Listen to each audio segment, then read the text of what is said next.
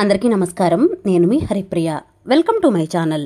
ఇవాల్టి వీడియోలో దేవీ నవరాత్రుల్లో 3వ రోజు అమ్మవారిని ఎలా పూజించాలి, ఏ అమ్మవారిని ఆరాధించాలి, అమ్మవారు ఏ రంగు చీరను ధరిస్తారు, ఏ నైవేద్యం సమర్పించాలి అనే చాలా విషయాల గురించి ఇవాల్టి వీడియోలో చాలా డీటెయిల్డ్గా తెలుసుకుందాం. దేవీ శరన్నవరాత్రుల్లో 3వ రోజు ఈ 2025 సంవత్సరంలో 24 సెప్టెంబర్ బుధవారం నాడు వచ్చింది. ఈరోజు అమ్మవారిని అన్నపూర్ణాదేవి రూపంలో దర్శనమిస్తారు. ఈరోజు అమ్మవారు గంధం రంగు చీరను ధరిస్తారు. ఈరోజు అమ్మవారికి మల్లె పువ్వులతో కానీ పొగడ పువ్వులతో కానీ పూజిస్తే ఎంతో మంచిది. అన్నం పరబ్రహ్మ స్వరూపం అంటారు. అన్నపానాదులు లేనిదే ఏ ప్రాణి జీవించలేదు. అన్నం ఎటువంటి లోటు లేకుండా దొరకాలంటే సాక్షాత్ ఆ అన్నపూర్ణ అమ్మవారి అనుగ్రహం తప్పనిసరిగా ఉండాలి. అలాంటి అన్నపానాదులు ప్రసాదించే తల్లి అన్నపూర్ణ అవతారం. ఈ 3వ అవతారం అమ్మను నిత్యం కొలిచేవారికి అన్నపానాదులకు ఎటువంటి లోటు ఉండదు.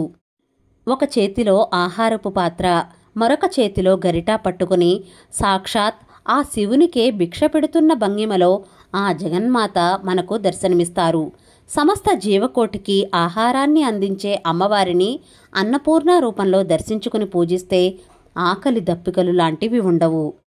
ఇంకా అన్నపూర్ణ అమ్మవారి పూజా విధానం ఎలానో తెలుసుకుందాం. మనం ముందు రోజు పెట్టిన పూజా సామాగ్రిని అంతా తీసేయాలి. పూలు, నిర్మాల్యం అంటాం కదా, అవన్నీ తీసేసి తర్వాత మళ్ళీ దీపపు కుందులు ఏర్పాటు చేసుకుని దీపారాధనకు అంతా సిద్ధం చేసుకోవాలి. ముందుగా దీపారాధన చేసి దీపపు కుంది దగ్గర అక్షింతలు, పువ్వులు వేసి దీపం జ్యోతి పరబ్రహ్మ దీపజ్యోతి నమోస్తుతే అని నమస్కారం చేసుకోవాలి. ఆచమనం చేసి సంకల్పం చెప్పుకుని మనం ఏ పూజ చేసినా, ఏ వ్రతం చేసినా గణపతి పూజను చేసుకుంటాం కదా, గణపతి పూజను షోడశోపచారాలతో కానీ పంచోపచారాలతో కానీ పూజ చేసుకోవాలి.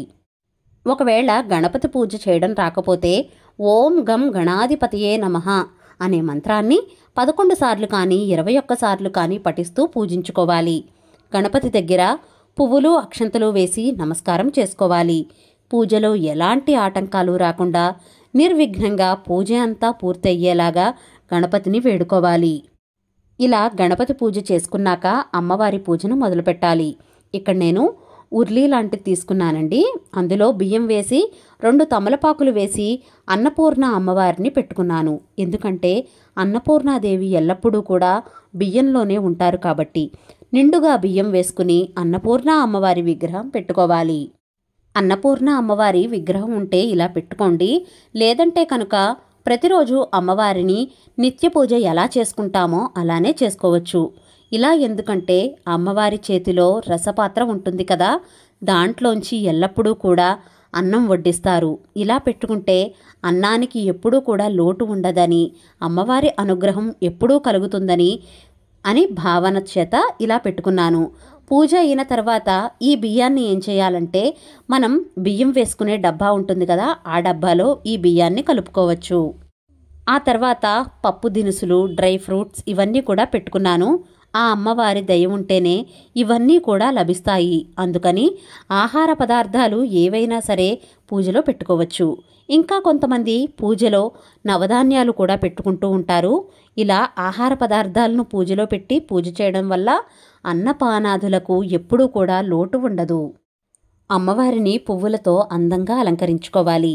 అమ్మవారి అనుగ్రహం ఉంటేనే ఆ 4 మెతుకులు కూడా నోట్లోకి వెళ్ళేది అని అంటూ ఉంటారు కదా మన పెద్దలు. ప్రతి బియ్యపు గింజ మీద వారి వారి పేరు ఉంటాయని, వారి వారి పేర్లు ఉండాలంటేనే అమ్మవారి అనుగ్రహం ఉండాలి అని అంటారు. అమ్మవారి అనుగ్రహం ఉంటేనే పొట్ట నిండుతుంది. అమ్మవారి కరుణా కటాక్షంతో వేసే భిక్షే అన్నం. అందుకనే అన్నాన్ని ఎప్పుడూ కూడా నిర్లక్ష్యం కానీ, అవమానించడం కానీ, కోపగించి అలిగి అన్నం తినకుండా మానేయడం కానీ చేయకూడదు. అన్నాన్ని తొక్కకూడదు. అన్నాన్ని గౌరవిస్తేనే అమ్మవారిని పూజించినట్లే అవుతుంది. ఒక్క అన్నాన్నే కాదు, మనం తినే ఆహార పదార్థాలను నిర్లక్ష్యం చేయకుండా పొదుపుగా వాడుకుంటేనే ఆ అమ్మవారి అనుగ్రహం కలిగి నిండు నూరేళ్లు కూడా ఆరోగ్యవంతంగా ఉంటాము. అమ్మవారిని కూడా షోడశోపచారాలతో పూజించాలి. అంటే ధ్యానం, ఆవాహనం, ఆసనం, పాద్యం, అర్ఘ్యం, స్నానం, వస్త్రం, యజ్ఞోపవీతం, గంధపుష్ప అక్షింతలు, పసుపు కుంకుమలు సమర్పించిన తర్వాత అన్నపూర్ణాదేవి అష్టోత్తర శతనామావళి చదువుకుంటూ కుంకుమను కానీ, తెలుపు రంగు పువ్వులను కానీ, మల్లె పువ్వులను కానీ సమర్పించాలి. కుంకుమ పూజ పొద్దున్న సాయంత్రం కూడా 2 పూట్లా చేసుకోవాలి. ఇంకా లలితా సహస్రనామ పారాయణ, అన్నపూర్ణ అష్టకం చదువుకుని పూజ చేసుకుంటే ఎంతో మంచిది. తర్వాత ధూపం వేసి దీపం చూపించి నైవేద్యంగా దద్దోజనంను నైవేద్యంగా సమర్పించాలి. తర్వాత మనకు అందుబాటులో ఉన్న పళ్ళు, కొబ్బరికాయ నైవేద్యంగా సమర్పించాలి. తర్వాత అమ్మవారికి తప్పనిసరిగా దక్షిణ సహితంగా తాంబూలాన్ని సమర్పించాలి. అంటే ఒక జాకట్టు ముక్క, 2 అరటిపళ్ళు, తమలపాకులు, వక్క, పసుపు, కుంకుమ, గాజులు వీటితో సహా దక్షిణ కూడా పెట్టి ఇవన్నిటినీ అమ్మవారికి తాంబూలంగా సమర్పించాలి. ఆ తర్వాత అమ్మవారి పాటలు చక్కగా పాడుకుంటూ కర్పూర హారతిని కూడా సమర్పించాలి. అన్నపూర్ణే సదాపూర్ణే శంకర ప్రాణవల్లభే అని అంటూ కొలిచే ఈ అమ్మ అందరికీ ఇంట్లో కొదవ లేకుండా ధాన్యాన్ని సమకూర్చే దేవత. శివుడంతటి వారికే అమ్మాయి భిక్ష వేసింది. ఈరోజు అన్నదానం చేయడం ఎంతో మంచిది. అన్ని దానాల్లో కల్లా అన్నదానం విశేషమైన ఫలితాలను ఇస్తుంది. అన్నపూర్ణాదేవి దగ్గర అపరిమితమైన శక్తితో కూడుకున్న ఆహార భిక్షను స్వీకరించడమే, తీసుకున్న భిక్షకు నమస్కారం చేయడమే ఈ ప్రత్యేక పూజకు ఫలితం. అమ్మవారికి మనసారా దండం పెట్టుకోవాలి.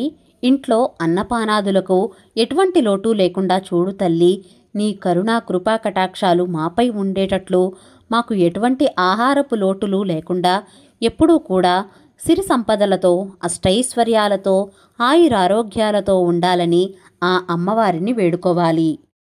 ఈ దసరా నవరాత్రుల్లో 3వ రోజు అన్నపూర్ణ అమ్మవారిని తప్పకుండా పూజించండి. అమ్మవారి అనుగ్రహం తప్పకుండా కలుగుతుంది. ఆ అమ్మవారి కరుణ కృపా కటాక్షాలు మనందరిపైన ఉండాలని, అలాగే అన్నపానాదులకు ఎవ్వరికీ ఎటువంటి లోటు లేకుండా ఉండాలని కోరుకుంటున్నాను. నెక్స్ట్ వీడియోలో 4వ రోజు అలంకారం, నైవేద్యం, పూజా విధానం గురించి చాలా డీటెయిల్డ్గా వీడియో పోస్ట్ చేస్తాను. ఇవాల్టి వీడియో మీకు నచ్చిందా? నచ్చినట్లయితే please like, share, subscribe to my channel.